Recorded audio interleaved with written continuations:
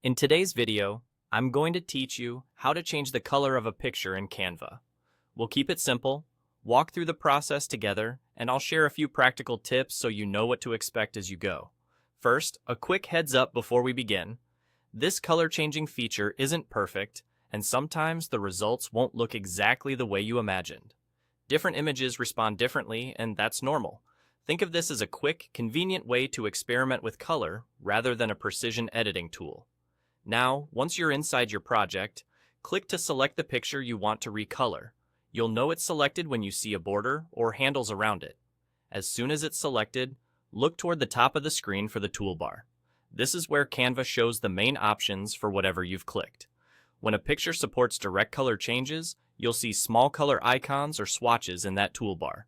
Go ahead and click one of those color icons. This opens the color picker, where you can try different hues and shades. Choose a new color and Canva will apply it to the matching parts of your image. If your picture has multiple editable colors, you may see more than one swatch. Each one controls a different part of the image.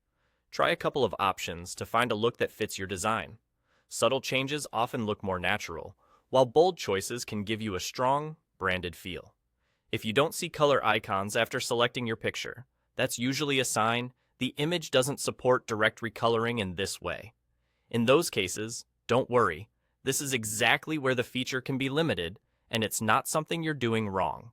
For images that do show the color swatches, remember that results can vary. Edges or shadows might shift, and some textures can look a little off. If something doesn't look right, use undo to step back and try a different shade. As you test colors, keep an eye on how the new color works with the rest of your design. Make sure text stays readable, and that important elements still stand out. A quick zoom in can help you check edges and details before you move on. And that's it. Select your picture, find the color icons in the toolbar, click, and try new colors. With a bit of experimentation, you'll quickly find a look that enhances your project while keeping things clean and consistent.